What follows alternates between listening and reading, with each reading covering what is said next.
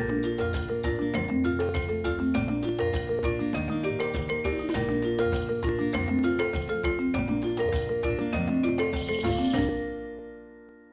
I'm Ralph Preston. It's Wednesday afternoon instead of Tuesday morning at 11 a.m. And it's Wednesday afternoon because we're accommodating our guests who are kind enough to be with us today. And that would be Sarah and Tom Benowitz. And Sarah, Tom had a stroke almost 6 years ago, or just over 6 years ago. Over 6 years ago. Just over 6 years ago. And it was a big influence on Sarah, who was in college at the time. And rather than having me tell her story, which I don't know anywhere near the depth of what they know, I think we'll let them tell their story. So, Tom, just give us a brief version of your stroke experience. Well, mine started. I had my stroke October 28th, 2016. I went to bed, I woke up, and it was 6 weeks later. And from what I know, the only thing I remember is waking up saying, "We all went to San Diego." And everybody was sitting around the bed, and I'm like, "We did." And they're like, "No, you didn't. You've been in the hospital this whole time." I'm like, "You're kidding." I mean, at that time, the Cubs won the World Series and Trump won the election. So go figure. And from there, it was, I don't know, I got my legs back kind of quick. For some reason, I remember that. And I also remember being in bed at the rehab center at Manicare, and the psychiatrist was there, probably because for me. And I was telling my wife, Karen, as I remember my PT there asked me, he goes, "What would you like to accomplish?" I said, "Well, to play golf." And he just started chuckling. I'm like, "What's he chuckling about?" So I demonstrated, like the swing of a golf club. My left arm moved. My wife Karen started crying. I'm like, "What the hell is she crying about?" I mean, I didn't even know my left arm wasn't working. So from there, let's see, I went from Manicare for 6 weeks and learned to walk. They said I walked the fastest they'd ever had anybody walk. I don't know if that's true or not, but I mean, I had in my head that I was going to walk. Now, I don't know if it's because the connection was there, but I remember always thinking I was going to walk. In fact, I was in a one bedroom. And at the time, they were trying to dry me out to put what was it? The trach. The trach in. And I was so darn thirsty. I'm like, I'll be damned if I'm not going to get some water. So I went to go to the bathroom to get some water, and I just fell straight on my face. And then from there, they moved me to the closer to the nurse's station. And I don't know, I always thought I was going to walk. There was not even a question in my mind. So let's see, I was in there mid-November. And by December, I was walking somewhat. Definitely January, I was walking with a walker. And then from January when I got home, that's when they sent me home because they said you couldn't go home unless you were walking. And then by June that year, which was 2017 at that time, I was actually walking like a block or two. And then I'm like, this is too slow. I'm like, I gotta start jogging. So then I started by jogging like driveway to driveway. And by September that year, I was jogging like a block and a half or 2 blocks. So about after the 1 year, I was actually jogging. And I was determined then I'm going to jog a 5K at some point. So that was my goal for 2018 was jogging a 5K, which I did. And from there, I still jog. And like I just jogged 2.5 miles today. Not quite as far as she did, but I try. I mean, it was slow, but I do it. You're not that slow. I would say I probably became aware of you in that fall of 2017 because my first recollections of seeing your posts were that you were jogging driveway to driveway and then going back to walking. You were doing intermittent jogging. So that's probably when I met you. And then I guess it took them a year or so. They just published the book last year. Tom and I were both featured in a book called Just Say Yes to Life. That's where we really kind of connected. Put out by Stroke Awareness Oregon. I think it's 21 or 22 stories, stroke survivor success stories. So that's where I really got to know you. And then I was always impressed with the one-handed golf swing. Yeah. Because you could actually, you might not have been hitting it 300 yards, but you could actually you hit the ball straight, you hit it square and straight. So have you ever gotten? That's always been in my head. I'm going to golf again. And interesting enough, I think that having it in your head is really important. If you visualize it, you'll tend to make it happen. Well, when I first started, this was 2018, and I signed up with this, now they call it Active Golf, but it was Freedom Golf at that time. It's like golf for people with handicaps. And my neighbor across the street runs it. So he said, you can sign up. You qualify. So the first time I got up there to swing, my brain already knew which position both hands should go in, but I couldn't open my left hand. So I was like frustrated, but I never could get my hand open. So, I knew it. Now I'm just so used to one hand, it's hard to get used to trying to get two hands. It's like different. But yeah, I hit the ball good. And this year I played like 6 times. So, if you enjoy it, that's what it's all about. Yeah. I love it. I wish I could play two-handed. That's my goal still. But like you said, I got to work on my hand.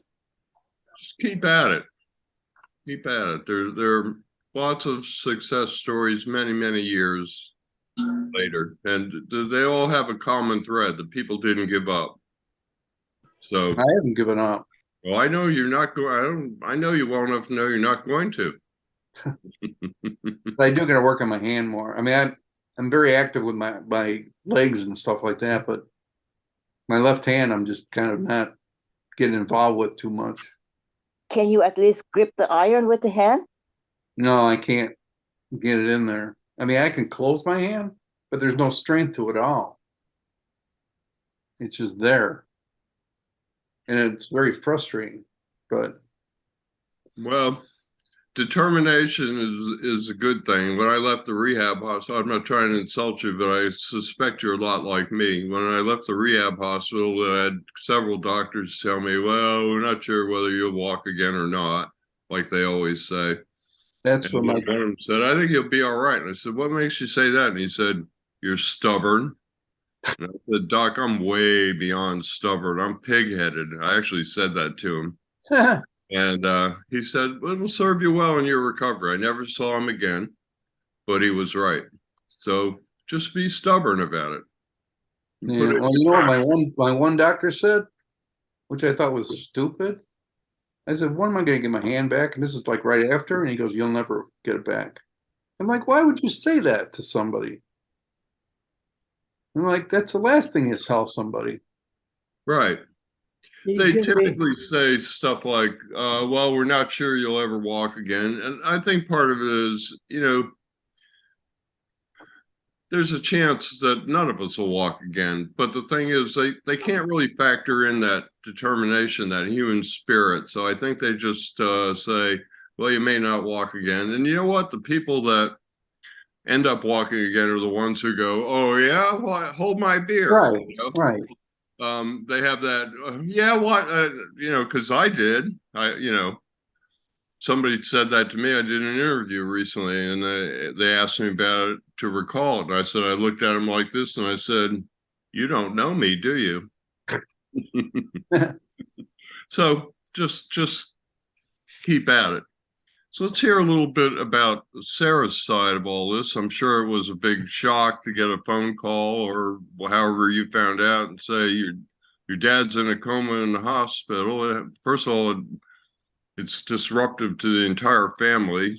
People don't realize how that stroke impacts way more than just the one person who has a stroke.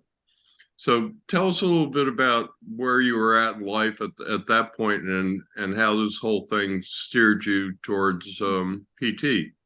Yeah, so like I was a junior at Loyola University when my dad had a stroke. And so at that time I was majoring in psychology, and I was considering physical therapy. It's something I believe 2 years prior my dad and I had talked about me doing, because I did like the medical field. Um, but I didn't have like a goal of what I wanted to do with physical therapy at all. I just had signed up to take like some science classes for it. And then I remember going to class. I had an exam that day, and I kept getting like calls from my mom and my sister and my uncle. And so after my exam, then I called them back, and they had said that my dad had a stroke. And it was on a Thursday. So then I went to class Friday, and then I went, my uncle picked me up from school, and we came home and then visited my dad for a little bit.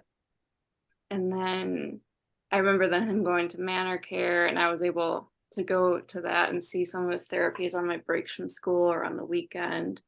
I got to see I saw a lot of occupational therapy, like working on his hand. I did see a little bit of his walking, but because I was in school, I didn't get to go to as many therapy sessions then.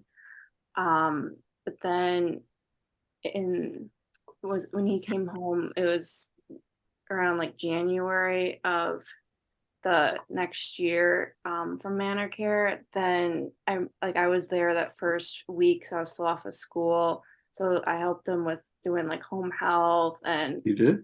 yeah, and like making sure he did his exercises when he wasn't in therapy, and helping work on his posture because he lays on the couch a lot. Oh, come on. And then He's a couch potato. yeah. How you So do that? making sure that you got up to move. And then that summer, I remember I would drive him to his therapy. He went to Shirley Ryan Ability Lab. He did the outpatient, where you'd have 3 hours of therapy a day, speech, OT, and PT. And I would drive him there and sit in on sessions. And that's when I started like observing more for PT school, and I got to like talk to the therapist there. I helped him make sure he's doing his exercises. You did and that. stuff I did. I was self-motivated. But influence makes, I thought it was cool with the physical therapist. They were able to get him to walk again. Because I do remember him at the hospital not really being able to move. My mom telling me he couldn't move his whole left side of his body. And so I thought it was just really inspiring that they were able to help him walk again and help him learn to play golf and work on his arm. I remember cooking at Shirley Ryan. And so he was able to do all this stuff again. That egg? I don't remember what he cooked. I thought It it was was an egg. chili. That was an egg. Three hours a day of physical therapy and Yeah. 3 hours a day of occupational therapy. So No, it was 3 hours total for the But day. still, So that's 1 hour a day. every day. That's a dream come true for That's a bonus. most stroke survivors. Yeah, it was really good. He'd have an hour of each therapy, and then it was 5 days a week. So, Yeah. That's yeah, he very had a lot good. of good therapy then. And then he graduated from there, and then he would do some outpatient therapy, and I got to sit in on some of that before COVID hit. But after his stroke, I did some volunteering and an internship at Shirley Ryan Ability Lab, the hospital in Chicago, and so I got to work with more like stroke patients, people who've had strokes and spinal cord injuries. And so yeah, it just inspired me to want to help people out, like therapists helped my dad out and the family, because like he was, a lot had changed with the family. Like he just stay on the first floor for a while because he couldn't do stairs, and it was like a lot more work for my mom because she had to do all the cooking and cleaning. Like my dad wasn't able to help out as much around the house at first, and so we had to all participate more in helping him. You did take something? care of him, and so yeah. He likes to give you a hard time, doesn't he? Yeah, he does. No. All the time. Because he loves you. Yeah. My mother-in-law was like that. If she was quiet, it meant if she was quiet around you, it meant she didn't like you. You're in She trouble. liked you. She was constantly teasing you, Yeah. constantly poking you in the ribs. Hmm. I came to love it, and I miss her to this day. Anyway, so you were able to. You weren't so far along in school that you were able to switch around your major and take the classes you need. Yeah. And then I graduated then 2018 in the spring, and then I started physical therapy school that fall. So I was able to apply for schools my senior year at Loyola, and I got into 2 programs, and so I went with University of Illinois at Chicago. That was a good program. Does your dad prefer that to Loyola? He put his thumbs down when he said I Loyola. went to U of I Champaign. He So always jokes with me. He likes U of I better than Loyola. And he's I thought said- maybe they were competing football teams or something. Loyola doesn't even have a football team. we competed in basketball a couple years ago for March Madness, and Loyola beat U of I, so I think he's still bitter about that. I knew there was something going on. So, talk a little bit about you said you've given us a little bit about like how you made this shift because of your dad. How did your experiences with your family, with your dad, and volunteering at is it Shirley Ryan? Yeah. How do you think that helped you? Do you feel like that gave you a leg up over some of your fellow students who just went like through a college program, decided they were going to be a physical therapist, now they're in physical therapy school, they don't know much about it. You had a bit of hands-on, I would say. Yeah. I mean, I I'll think let you know. Sorry. Oh. Shirley Ryan's rated #1 in the country for therapy. Is it? Yeah. There's some people at Shepherd and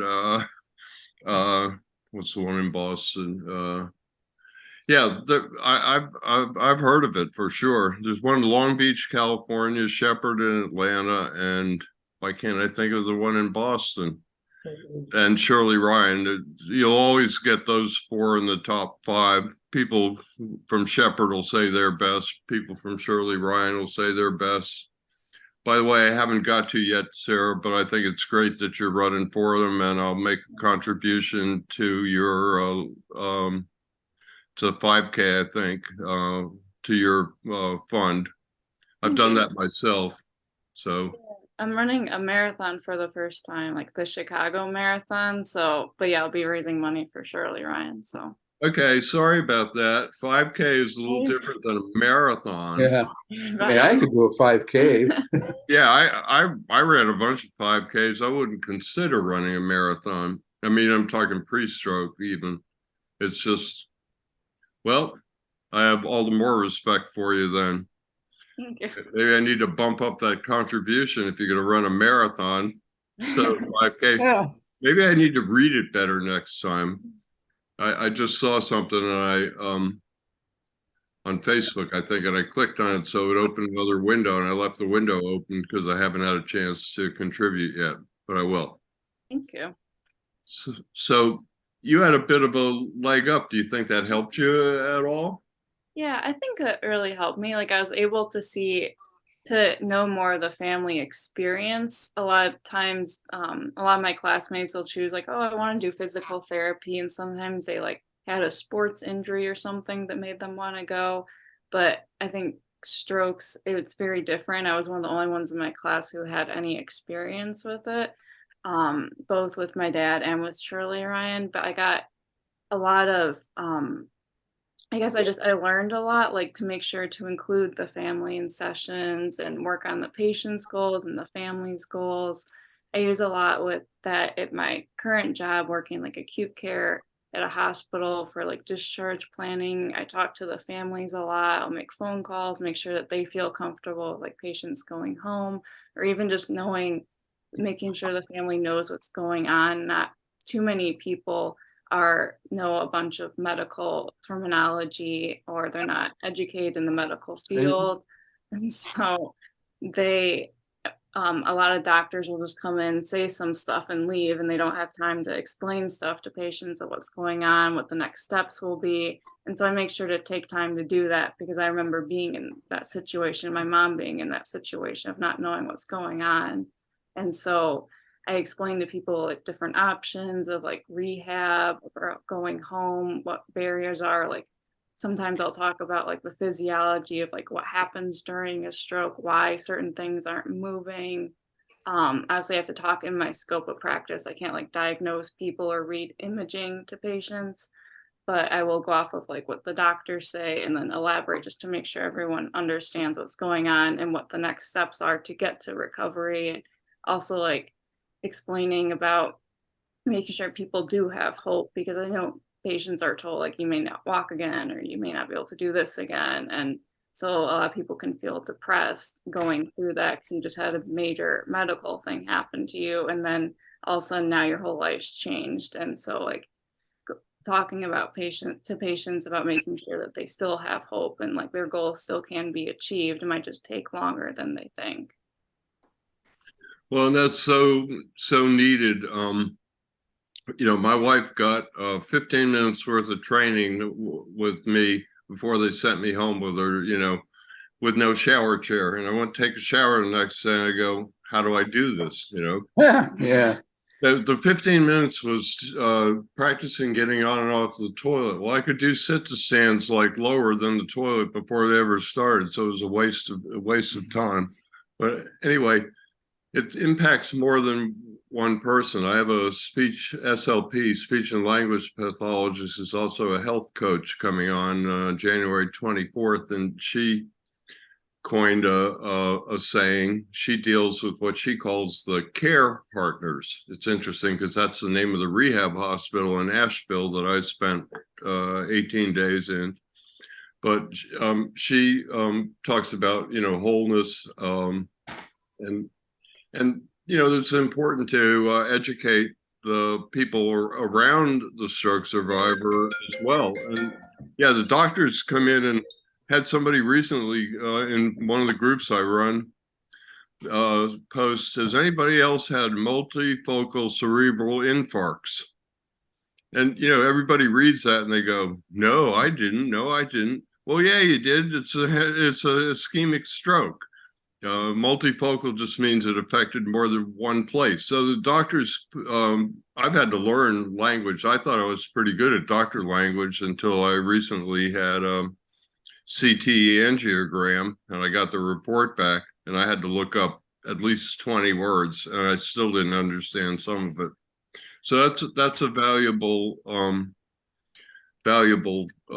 service that you're providing. I actually did a 5-part series for Halifax Health.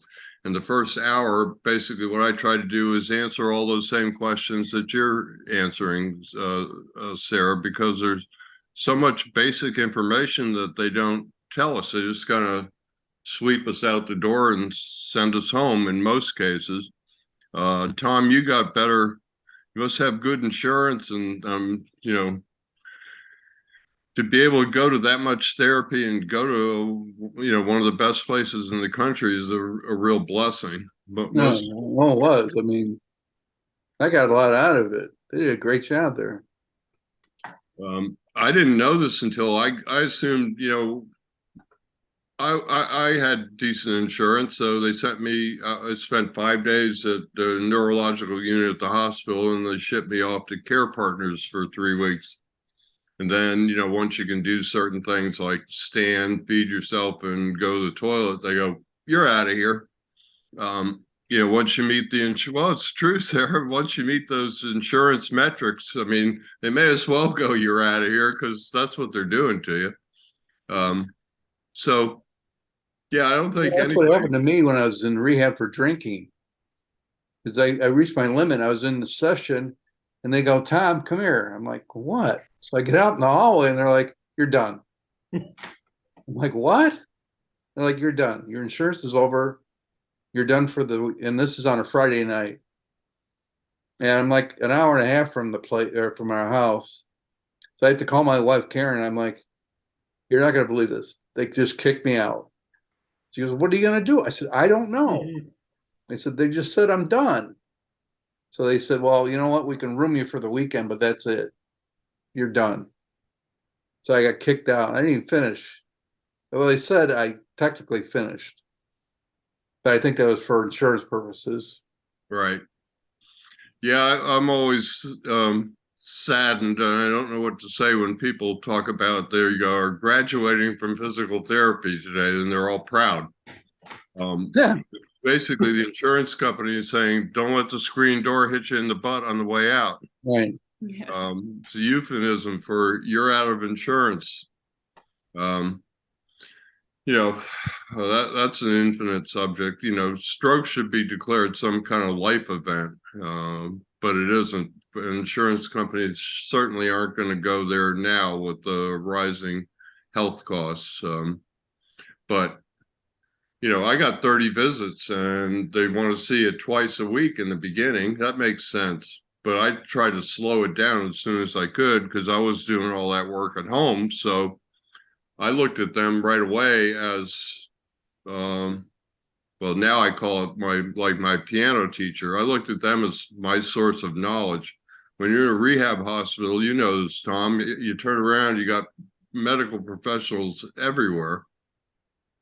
Same when you go into PT 5 days a week, but you get home and, there's nobody to ask. So I did my homework. I always made sure I got homework. I was doing homework before I went because they set you up and they said, okay, well, we'll call you and set you up with outpatient physical therapy. Well, it took like a week or 10 days for somebody to even call. So I just started on my own right away. And I think that Did they show you how to do it? yeah. Well, no, I mean, nobody showed me how to do the things I had learned some stuff in the rehab hospital. I also just started moving. I couldn't walk.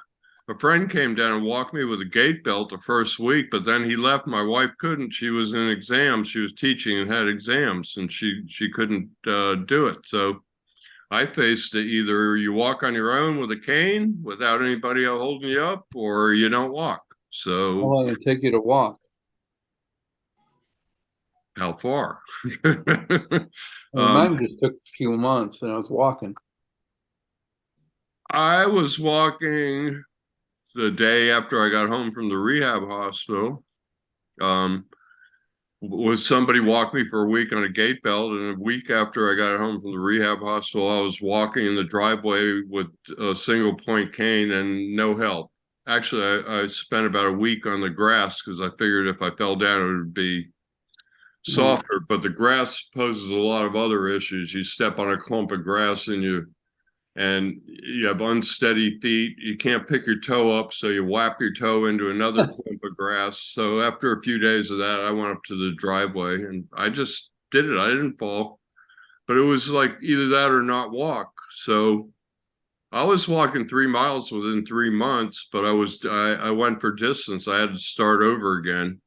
Not completely over again, but I had to start. I had to. Well, I called back to the rehab hospital. I went my outpatient PT. I didn't care for, and I asked him about this form over distance thing, and he said distance. Well, the PTA chased me out into the parking lot after the session was over, and said, "I can't say this in front of him, but he's wrong." And so I called back to the rehab hospital. They suggested if I could, and I could at this point, about 3 months in, to walk on my heels and walk on my toes. So I started, instead of walking regular laps around my driveway, I'd do one on my heels, one regular, one on my heels, one regular, one on my toes, one regular, back to heels. Every other one was regular. And it helped me a lot. Helps your balance. Helps your balance. Well, you can't walk on your heels if you don't have pretty good balance. Right. That's what I mean. I had I have pretty good balance now. I had exceptional balance before my stroke. I could do things most people can't do. We used to play ping pong on bongo boards when I was a teenager, me and my brother. Yeah. So yeah, I used to do 180 and 360 jumps and land back on the bongo board. So I can't do any of that now, but I don't fall. But this is supposed to be about you guys. So um, Sarah, what do you think makes for a good I looked at my therapists as piano teachers or teachers, and that's what I preach to other people. To well, I'll let you talk first, and then I'll add in anything. What do you like? You get different types of people that come in for your help, and what do you like to see in a patient? What do you like them to do from their end of things? Well, I like someone who's very motivated, like they do their exercises outside of therapy. I know it's something that a lot of people don't do. Just like you think, oh, I'll go to therapy and that'll help. But no, it's 80% of you getting better is what you do outside of that hour, half hour session. It's just making sure you do a bunch of stuff on your own. I like someone who's willing to learn and try new things, because what we might try something one session and then it doesn't work. And so we just got to keep learning and trying to adjust what is going to be most beneficial for that patient. And also like being a good listener and good communication is good. I want someone to be able to understand what I'm saying, but then also if something's not working for them to tell me. And so I know that I can adjust the plan of care, because while they learn from me, I also learn from all my patients. So I want to make sure that they are able to communicate with me and feel comfortable trusting me and my judgment, but then can tell me if something's not working and are willing to work on changing their plan of care and changing so that their therapy is going to help them the best. The biggest thing is just making sure people are motivated, want to get better, and do those exercises, because that's what gets someone better, is like that they want to do stuff and get back to their normal selves or their prior level of function. It's hard to motivate other people, though. I have a small amount of experience with that. You sound like a good therapist, and that's basically what I tell people. I try and tell people that, look at the therapist as a teacher, ask for homework, do your homework. What I always do is I get them to show me what they want me to do during the week, and then I'll demonstrate it once for them to make sure I've got it, make sure we're on the same page. And then when I get home, I do it about 10 times to make sure I lock it in, because I don't write things down, and those little sheets confuse me. They'll hand you the little sheets, but sometimes they're not exactly the way they're suggesting you do it and that kind of thing. And I tell people, if you do your homework and you go back in, your therapist will know you did your homework. You're not fooling them if you think that you can I tell was them. going to say that. I was going to say that. Every one of my therapists says, I'll know if you didn't do your homework. Right. Well, you're lucky to have them, because some physical therapists don't give you homework. And there are a lot of people, Sarah will tell you this. I always do this thing like about the people who think they're going to get better at physical therapy. They come in and go to the physical therapist. I'm here, make me better. And every time I do that with a therapist, they go, yep, I get some of them. So I try and tell people to, get homework, do the homework, because the therapist will know. And if the therapist sees you trying to get better, they're going to take more of an interest in you than if they don't see you getting better. Nothing against therapists. It's just human nature. People become therapists to help other people. So when somebody is responding to the help that they're getting, a therapist is going to naturally gravitate to them and meet them part way. I think you also kind of agreed with one other thing I say, which is if you're not doing, when you're going through demonstrations and stuff, you should listen to the therapist. When you're having discussions, you should be talking half the time. I've taken 4 or 5 survivors to therapy and been lucky in that the therapists allow me to go in the back with them and observe, or in some cases push the wheelchair or the little stool or help, because you learn a lot that way. But the therapist can definitely tell if you do your homework, and they definitely, in my experience, respond to you differently. So I think that's a good thing to tell. Yeah. And Stroke. not only, oh, sorry. Do they Go ahead, only like therapists respond better, but also just people who are motivated tend to do better overall, just because they are practicing, and practice makes perfect. You know, like the more you practice, the better you'll be. Right. It doesn't happen in 2 45-minute sessions a week. Well, some. No, and you know what she tells me? Because I'll say, "Can you help me?" She goes, "What did the therapist tell you to do?" That's what she tells me. That's Well, what that's the advice I get from when living with a PT. everybody here will tell you, Judy will tell you, I defer to physical therapists, don't I, Judy? Yours told us some things that neither of us liked, but yeah, you know, I'm not going to go up against the physical therapist, and I especially understand why Sarah wouldn't. And it's another opportunity to stick an elbow in her ribs too. Yeah, right.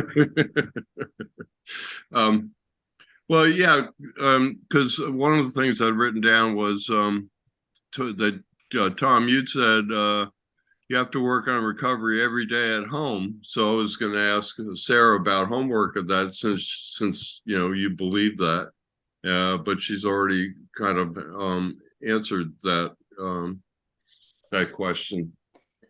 So, Sarah, do you take a neurological approach, or do you adjust your approach to the individual patient?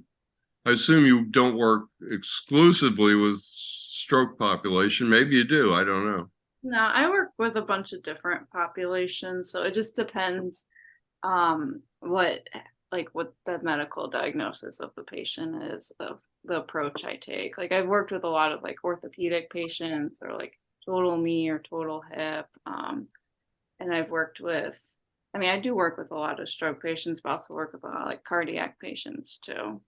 So it's a different approach depending on what's the medical diagnosis, what they have going on in their life.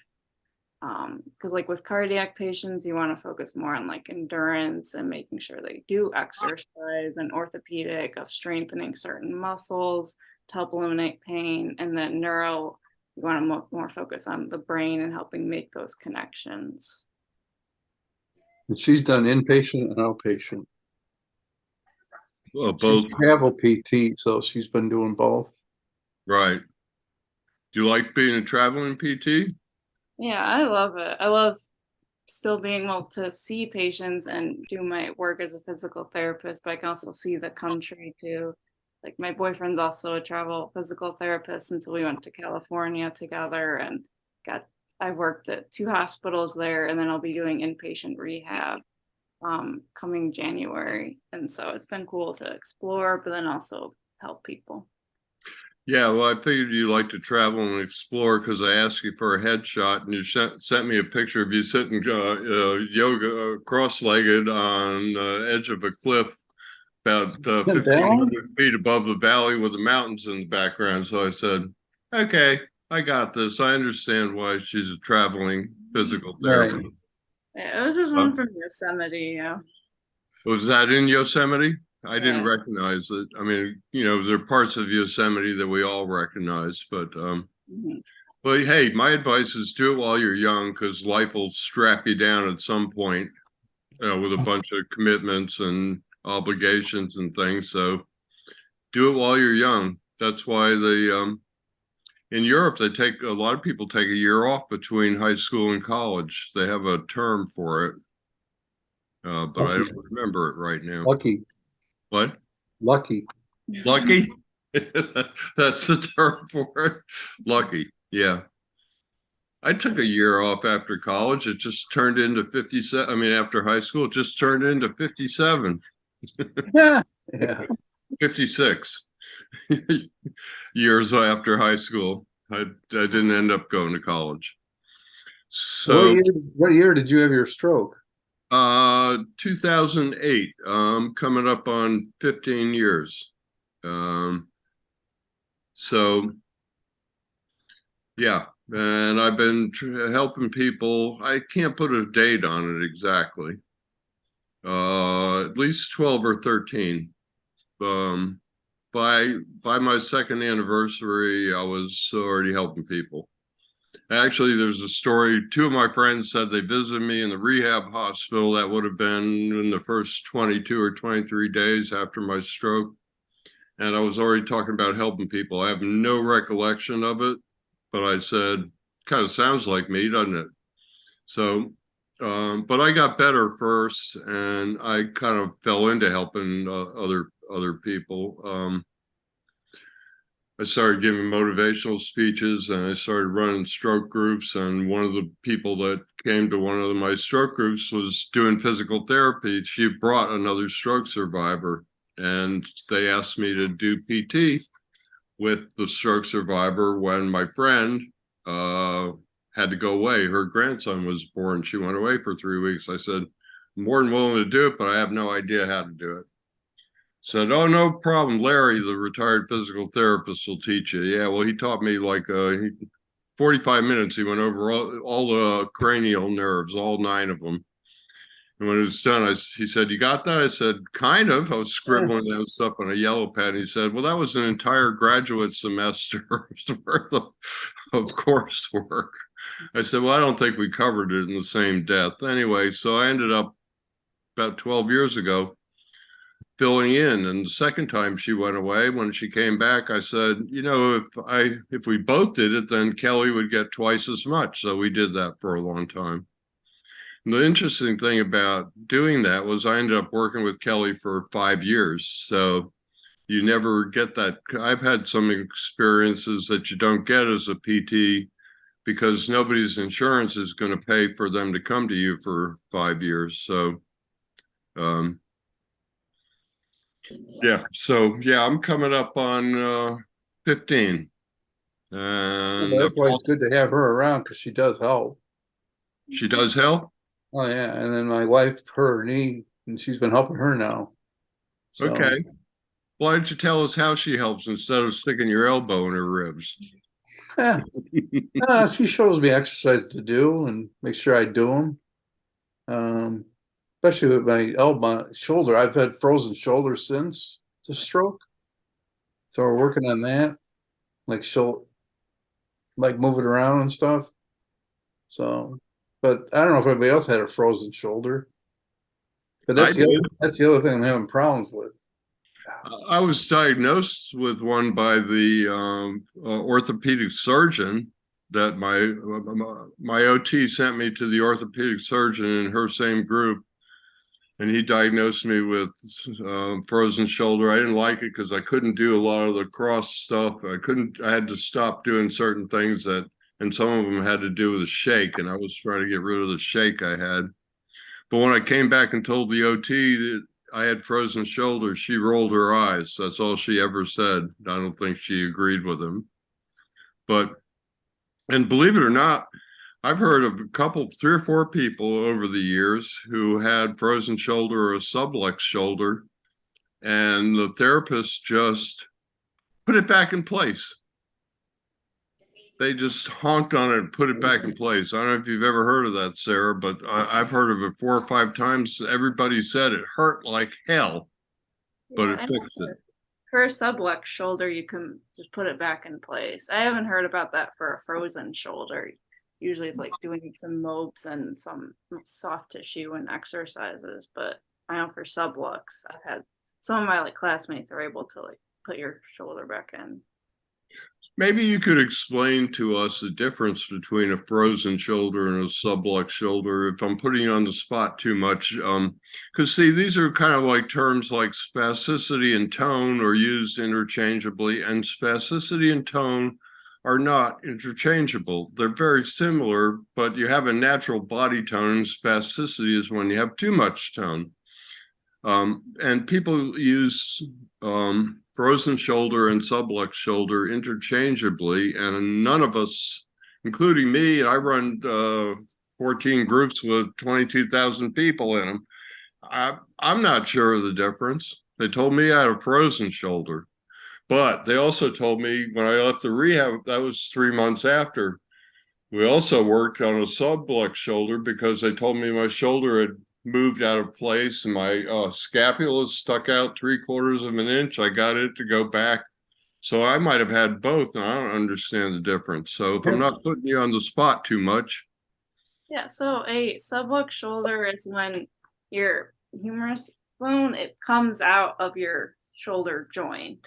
And so then the two bones are no longer attached, it's just hanging by muscle. So in a frozen shoulder is when the two bones are still together, they don't disconnect. It's just there's a lot of inflammation in the tissues around there, so then it can't move properly. So usually it's called your glenohumeral joint, does a roll and slide so that you can elevate your shoulder. But with a frozen shoulder, you don't have that ability because the joint is stiff from not moving and it has the inflammation around it, so it hurts. So it usually kind of just moves up versus doing a roll down. So it will, It's like this. so roll. Right. Yeah. You do this, you do the old scarecrow thing because you can't do it. Yeah. Yeah, that's me. I can't do it. Much as I've tried. Now, based on that explanation, I had both because we definitely worked on the whole sublux thing, and I managed to pull it back in and get my scapula sitting mostly flat, but I definitely had the other because I couldn't. Well, you know this, Sarah. Once you get to level, your scapula doesn't move. Once you go above level, your scapula starts rotating too, and I guess the bones slide. So I couldn't get past parallel a lot, and I've seen a lot of stroke survivors who could not parallel, level with your shoulder. Going up from there gets difficult. Going all the way up and doing the gun is full extension. It took me over a year on my shoulder. My hand and walking came back way before my shoulder. I spent every day. Once I could grab, I used a dowel and pushed it up and stayed away from the pain. And I could only move it up an inch or so a month was about all, because you don't want to push up into any kind of pain. When I finally made a video on that, I wouldn't do it for a long time because I was worried people wouldn't listen to me. But there are people like Judy who actually do listen. Right, Judy? Yeah. Judy got off of a AFO. I had somebody I worked with in person ask me to help him get off an AFO, and I said, I don't know how to do that, and it scares the crap out of me. And they said, well, I'd really like to do it. I said, well, let me think about it. And we did a weight-bearing thing. He didn't have bad supination or ankle roll, so I taught him where neutral was, and I taught him to weight bear. He did his homework, and he did weight bearing in 2 hours a day on his affected leg at the counter, trying to get it in neutral position. And I went over there twice a week. Instead of doing therapy with him, I got down on the ground and I grabbed his foot and I turned it to just past neutral and had him weight bear. Did that 2 hours a week for about 6 weeks, and he hasn't had the AFO on since. And Judy did the same thing. I was even more scared to do it with Judy because I can't touch her. I can't see her. I can't, it was all virtual, but I talked to her for a good bit and I determined that she would listen and not do anything silly. And of course, the therapists were opposed to it because she was at 2 degrees. Once we got it to 1 degree, they were all on board, weren't they, Judy? Yeah. Not quite like they had suggested it, but like doctors will do that. Like if you go do something a doctor said not to do, when you come back in and do it, they'll say, oh, act like it was their idea all along. Yeah. Yeah. But when she got to 1 degree and they measured it, have you been measured at neutral since then, Judy? The last I heard. I have not, and the latest is they want me to start wearing the AFL again. I've been very resistant, but Did they say why? well, I've developed some spasticity in my left foot, and so they're encouraging me to wear the AFO, and I'm resisting. I'm trying to get my brain to figure out that turning my foot like this is not right. So I'm trying to control it with my brain and not have to wear something. In my mind, an AFO is just artificial. It's just masking a problem. Well, Do what Ralph did, stare at it. Get me to Like, stare at it. Stare at it. I could stare at it. Billy overheard this whole conversation and decided to drop his, by the way. I had mine off for a month so far. It's in the closet. You don't need it. Nice. Yeah, Right. you had a little weak ankle in the beginning. I suggested you do some ankle Yeah, straightening. yeah. It's not something to be taken lightly. Here's the way I look at it, Sarah. I'm not trying to go against PTs. What happens is, there's like, certain things that PTs do, and if people have drop foot or if they have bad supination or roll, they'll often prescribe an AFO. But the way our system works, there's no plan. The insurance is going to run out before the PT gets to take the person with the AFO to the other side. Mhm. You might, I mean, I know there's some people that'll have to wear an AFO for life, but I mean, it's shocking how many people in the groups will come into an AFO discussion and say, I've had mine for 12 years now. I couldn't walk without it. Well, that may be true. That may not be true. I think a lot of people get stuck with them. A lot of people don't like them. And my method won't Some work. choose it? Hmm? Do some just choose to keep wearing them? They get out of PT and they don't know what to do. So they just, I had mine on for almost 14 years. Why? Yeah. Well, It's answer 'cause I Tom, was part of, like, put your pants on, you put your AFO on. because nobody told you how to Yeah. get rid of it. Exactly. So I got rid of it and it's Never good. look back. That was like 6 weeks You have to ago. learn though, when you're walking, to move your knee. So your knee backs up and kicks over your leg. Otherwise, sometimes your leg sticks, your foot sticks. But I find that I go into the grocery store, I practice walking. And that The helps a lot. shopping cart, probably. Yep. We love It's all- shopping carts. It's all what you want to do. If you want to get rid of it, you get rid of it. You say, I'm going to get rid of it, and that's going to be the end of that. And it seems to work out. Basically, with me, it did. But I think it's all in your mindset. Yeah, well, it is. I threw mine in the back of the closet the day I got home from the rehab hospital because I thought as long as I wear this thing, how am I going to build up my ankle to walk the way I should? So, but I also took my own advice that I gave you 14 years later, Billy, when I built up my ankle right away, and I paid particular attention to make sure I put that foot down, not to the outside. That I was very careful. And none of this works if you have inversion or supination. Sarah will tell you that. If you got a twisted up foot that wants to walk on the side, you're going to have to do some serious orthopedic work or surgery or something because it doesn't work unless you get the foot fairly flat. Just like those little toe up AFOs don't really work unless they're not going to straighten out. So pronation, for those who don't know, is when your foot rolls to the inside. Supination is when it rolls to the outside, or it's also called ankle roll in stroke recovery. We have multiple terms for everything, I guess, just to confuse everybody. You know what I think it is? I think is, you know how when you have a headache, they say, take 2 aspirin? So it's implanted. So the therapist says, oh, he had a stroke, give him an AFO.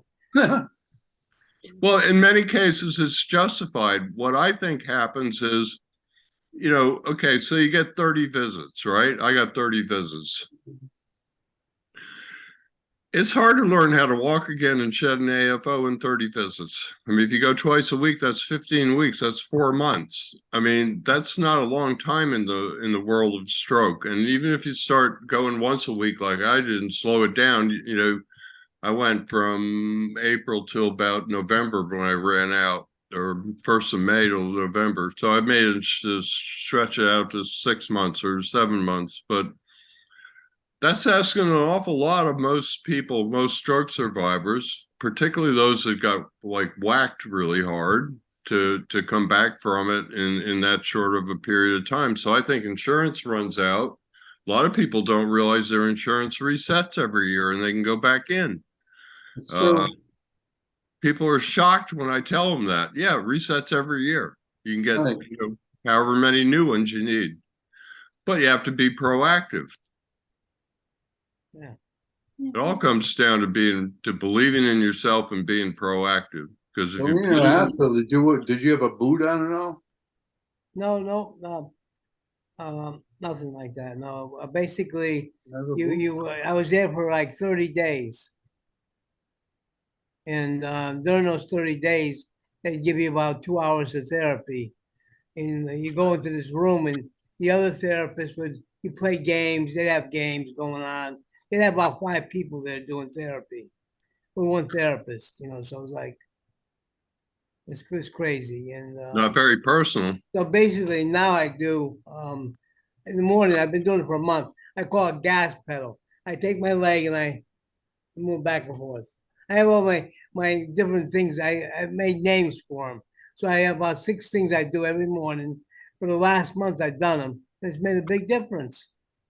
I do bridges, pull your leg back. You know, it's like a big game basically. And No, no, no, it's okay. It working. sounds like dorsiflexion and Yeah, plantar gas pedal. flexion. I call it gas pedal. I stick my leg out and hit the gas pedal. It works. No, it works because Yeah. that's what you do. You have to pull your toe up to land on your heel, and to do a nice roll off of your toe into the next step, you have to, you know, So heel I'm and toe doing it. raises are another good way to do plantar flexion. Sarah, you probably know this, but if you do them I do them on a step.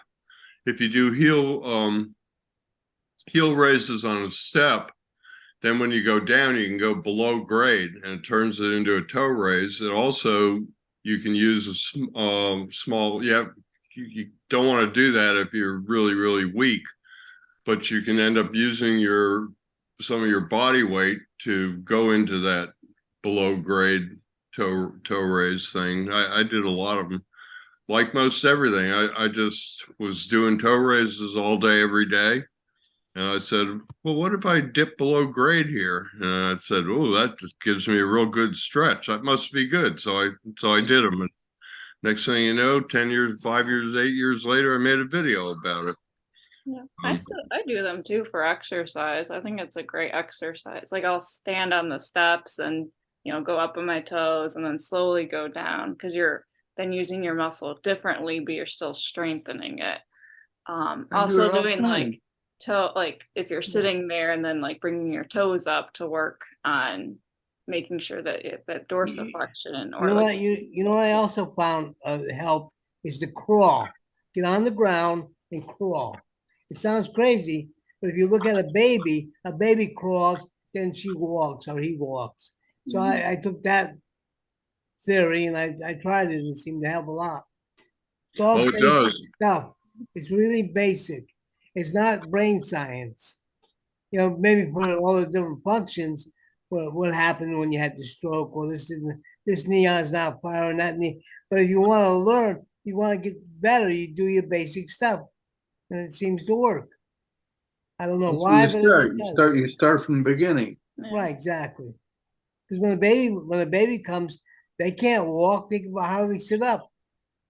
And so they Oh, see them crawling, and they build their muscles, and their brain gets familiar with the crawling, and eventually they walk. right. Same, Eventually they pull same, themselves up on the coffee table and go, I'm about to cause a lot of trouble same exact thing. around here. It's all called patience. Well, yeah, and the gal Kelly that I worked with for 5 years, when we first started working with her, she couldn't sit up, she couldn't dress herself, she couldn't feed herself, she couldn't get on the floor. We started with rolling, just basic turning your head and shoulders and getting your hips to roll, and then crawling. She crawled for 2 years we could get her to switch from a 4-point crawl to a 2-point crawl. That's the way babies crawl. And what you're doing is you're training your brain in opposition. When we walk, we swing the opposite arm with the opposite leg. And that's what you're patterning your brain to do when you're doing that 2-point crawl. She couldn't do it. She has cerebral stroke, Sarah. So coordination is a big issue. She also had Another thing I had ataxia. was double vision. She also had double vision. And the sad thing is, when you have that, when you have the stroke, you're so afraid. Oh my God! So I went to an eye doctor, which was one of these special doctors, and I bought these glasses, which were about, I think it was like $2,000 for regular like glasses and sunglasses. It was like, but all I had to do was do eye exercises, and it took me about 3 months, and it was gone. Cool. You know, Sometimes they give you Glasses. giant prism that's glasses. what I had. Yeah, I had those. Yeah, they're in my drawer. Yeah, I remember You I got rid used of it. I used a credit card I had just gotten. I gave him the credit card, so I had a $2,000 bill on the credit card. Then I never used the glasses. They're still in the drawer. Hmm. It's like it's sad. So I went to the hospital. I told them that, and they said, "Well, we didn't know that this guy was doing that. He plays on your fear, basically. You're so afraid, you don't know because this first time he had a stroke, and basically a lot of people don't know what a stroke is. So they're playing on your fear. Some of these guys, and it's sad. It's really sad. Um, That's terrible. Yeah, that's sad. It Like, is, yeah, that's it is so very much terrible. money, and he didn't tell you like what you could actually do that would be cheaper. no. A lot of He's- times, especially with eyes, I don't think they know. I'm not sure that they're No, this 100% guy was sure. a shyster. He was Well, that may be. a shyster. Yeah. You still go to Oh no, them? no. I find that I don't like to live in a world full of conspiracy theories and other BS. So I basically believe and spend my experience that most people become therapists and healthcare professionals because they truly do want to help people. I think about there are some not so great people. I mean, I've met doctors. I've had doctors that I left that had like no bedside manner whatsoever or whatever. So there's certain people that maybe aren't suited to it, but most of the problems that we have with doctors are caused by the system, I think. The system isn't going to pay for that. You're not going to get to see the specialist you want. So you take an answer from somebody else who may or may not know. I think it's more of a system problem than individual doctors out there wake up every morning and say, "Who can I mess with today?" I just don't want to live in a world like that, I guess. Maybe they should fight the system then. I am fighting the system. No, the doctors, the ones that make the money, the big money. Yeah. They're, get somebody, try and get somebody to give up their BMW sometime. Yeah, I see that. That's what I'm saying. There's a lot of, I don't know. Well, Shysters. Well, here's the deal. I mean, if I went to school for 10 or 11 years, I'd want to make good money. I mean, there's a payback to it. You have to pay back your student loans and such. I mean, my granddaughter's, facing this right now, thinking about being a doctor or a physician's assistant. We'll support her and everything, but it's a big commitment. So, you can understand why, they feel entitled to making a decent living. Nobody wants to go up against the system, except maybe me. But I've always been like that. I guess it had to do with being born in 1950 and growing up in the whole hippie thing. But that's another discussion entirely. So what else do we know? what about doing lunges? Doing Would what? that help? Lunges. Lunges? Lunges? Yeah, that's a good exercise too. It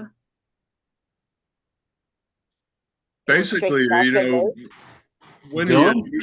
we do yoga, and when you're doing like a warrior two in the chair, basically warrior one, you're doing the same thing, only you're standing up and you're doing a lunge. We can't see it with my knees, but I've got on my sweatpants, don't I? Yeah, Zoom outfit, painter You got sweatpants, pants on.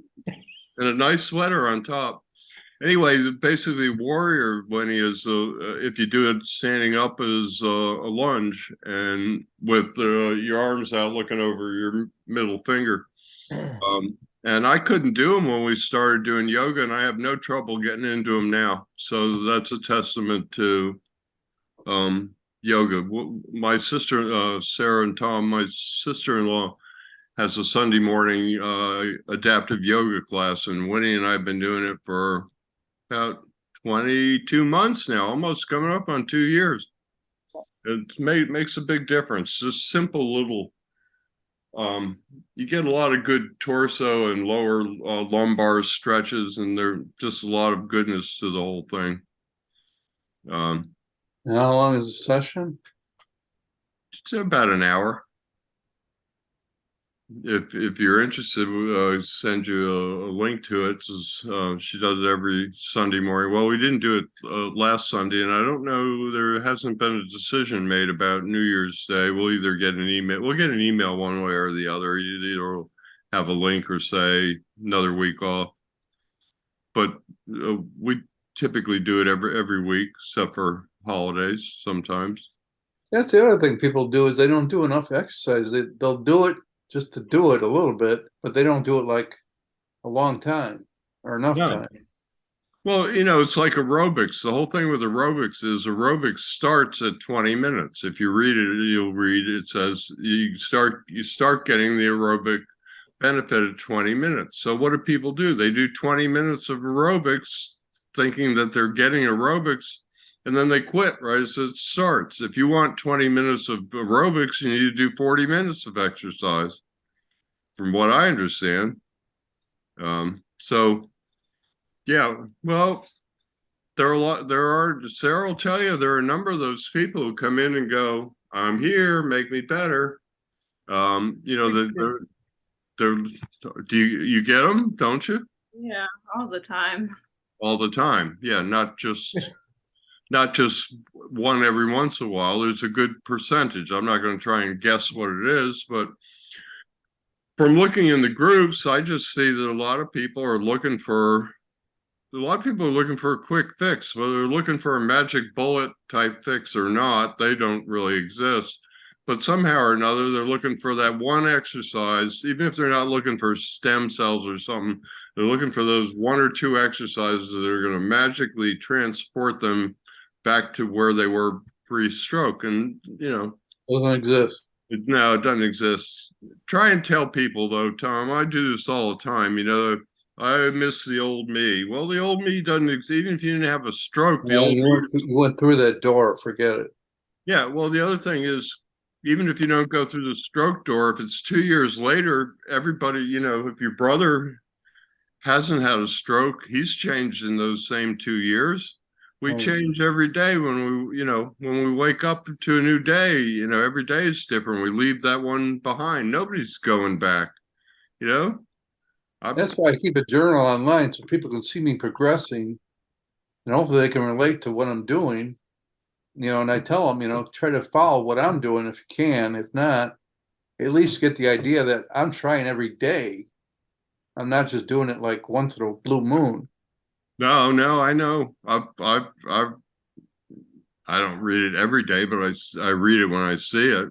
That's where I learned what DOR means. Yeah, right. And you don't tickle, it means day of rest. Occasionally, there's nothing wrong with a day of rest. I'm not trying to pick on you. But no, I had a lot of those. What is DOR? And then finally, I think maybe you explained it. Day of rest. It was easier just to type DOR than spell Oh, it yeah. out every time. Yeah, I've been talking to mine phone for a couple of years now. It's gotten pretty good at understanding what I'm saying. It took it about a month, but it now knows things like neuroplasticity. Like if I say neuroplasticity, I corrected it 30 times, but now it knows what I want. In fact, my friend Kelly that I worked with for 5 years spells her name IE, and I corrected it forever. Now, if I want to send a message to a KELLY, I have to correct it because it does it the way I want it to do it, the way I told it to 30 or 40 times. So I try not to type. In fact, I'd like to have a computer that I could talk to as well, because some things you can't do on the phone. Anyway, we're digressing seriously here. Maybe we should wrap this up. It's been more than an hour. So Either yeah, of it's you. nice to have a PT in the family. It is, yeah. Yeah. That was the thing. That's one thing I didn't ask. I didn't circle back and ask you how's that benefited you, Tom?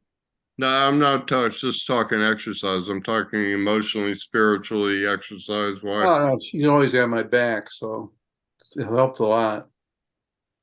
Keeping me focused on what to do and what not to do and how to think. Well, sometimes I don't know. She could be trouble.